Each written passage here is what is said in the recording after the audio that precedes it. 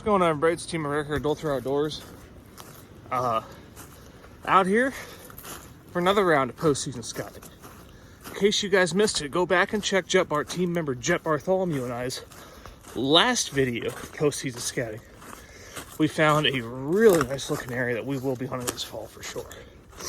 But in a new area, another place I haven't been to yet, and got to go pretty high elevation, 800 yards up the steep side hill, but there's a couple really nice bench systems and a couple nice points I want to check out. Now, where team member Jet and I was, it's back in there a ways, but it's a little flat, which isn't bad. I mean, we saw the sign, there's deer there and there's bucks there, but could be others there as well. So I think this will separate us even more from the people. So come along for the ride.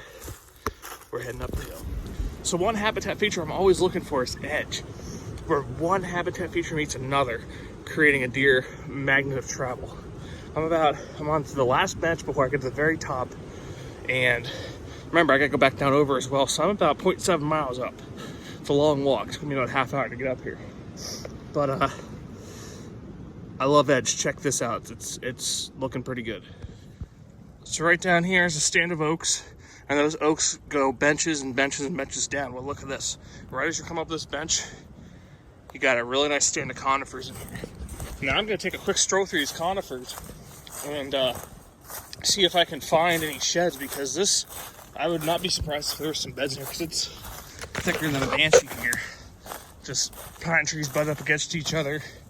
I'm gonna take a look through here, then get to the top crest, and we're gonna start heading over and look at some of the intended areas. But so far I found 2 spots on the way up here and a really nice little discreet point with some good trails that I would consider hunting, and already marked on Onyx, so good start. Well, looky here, folks. Little shout out to Dan and Fulton Hunting Beast Boys. Little balloon right here at the top of this point I'm coming into, right before we crest over and start on the other side. Now here, obviously you see the balloon there, but here, kind of a nice little bed here. I'm going to mark this as well.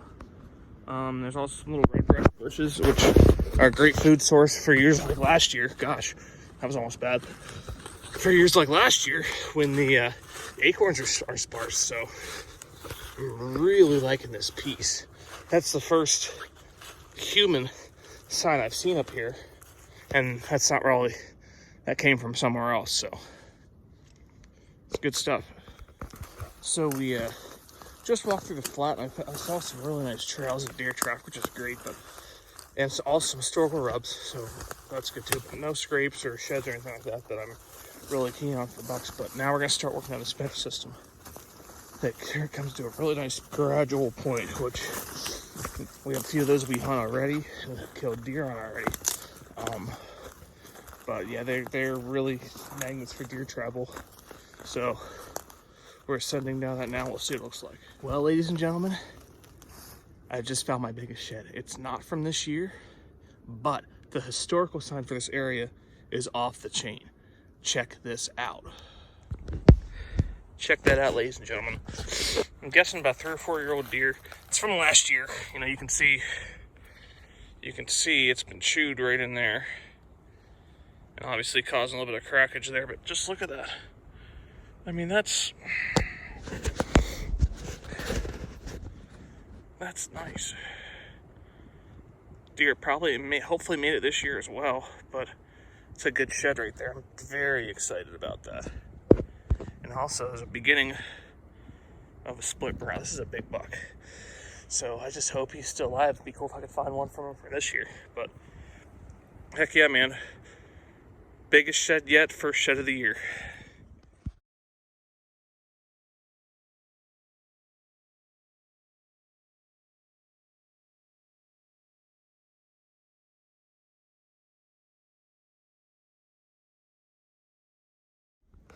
Guys, not just because of this awesome shed here, you know, that I found, but the sign in here is just off the chain. Not just historical sign, which is great, But fresh rubs from this year that are chest high. I have some pictures of them that will either be right before or after this clip in the video, but I mean, this is awesome looking. There's zero sign of human pressure, intrusion, no tree stands, no garbage, no dropped gloves, nothing.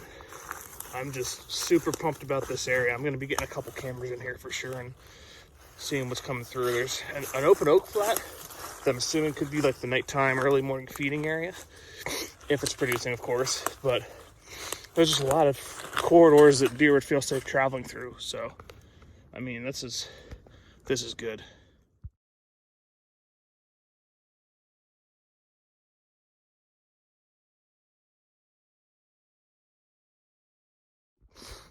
Well, folks, I'm making my way out of here. Unfortunately, that was the only shit I found, but man, that's a good one to find.